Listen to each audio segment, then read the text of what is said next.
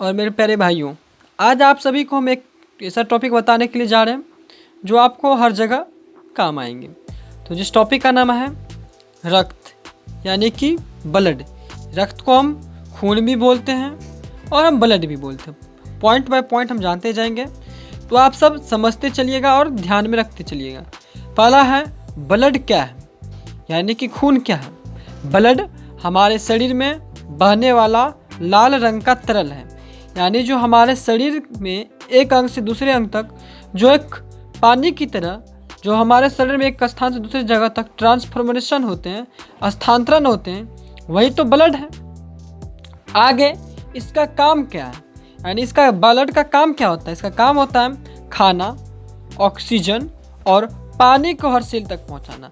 Cell यानी यहाँ की कोशिका, यानी हमारे बॉडी के हर एक पार्ट में एक सेल पाए जाते हैं, कई सेल पाए जाते हैं, और उस सेल तक खाना ऑक्सीजन पहुंचाने का जो कार्य करते हैं वह ब्लड ही करते हैं। आगे हैं कि हमारे शरीर में लगभग 5 से 6 लीटर खून होता है, और हमारे जो बॉडी है उसमें 5 से 6 लीटर खून होता है। पॉइंट 2 है ब्लड के 4 मुख्य घटक, यानी कि खून का जो निर्माण हुआ है, खून किन चीज़ों से बने हुए हैं।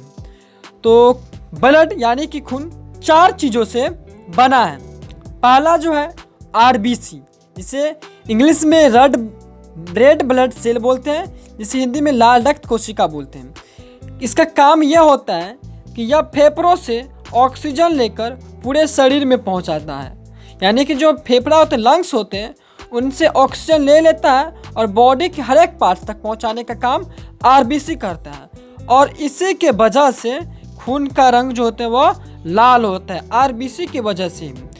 एक है डब्ल्यूबीसी, दूसरा सफ़ेद रक्त कोशिका, इसे इंग्लिश में बोलते हैं व्हाइट ब्लड सेल। इसका जो काम होता है यह हमारे शरीर के सिपाही होते हैं। जिस तरह से आर्मी होते हैं हमारे देश का रक्षा करते हैं, उसी तरह से हमारे बॉडी का सिपाही होता है, आर्मी होते हैं डब्ल्यूबीसी।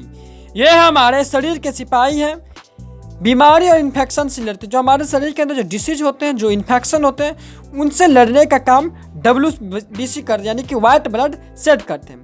आगे है प्लेटलेट्स। प्लेटलेट्स जो कुछ काम होते हैं, ये जो है जब चोट लगती है वहाँ से खून बहने लगती है, तो उस खून को जमा कर जो बंद कर देते हैं, वह तीसरा जो है प्लेटलेट ही होते हैं, जो बहते खून को रोकने का कार्य होते हैं। अगला है चौथा जो है ब्लड के घटक, वह है प्लाज्मा। प्लाज्मा का जो काम होते हैं ये पीले रंग के होते हैं। प्लाज्मा जो होते हैं ये पीले रंग का होता है। इसमें 90% पानी ही होता है। प्लाज्मा में 90% यानी 90% पानी होता है प्लाज्मा में।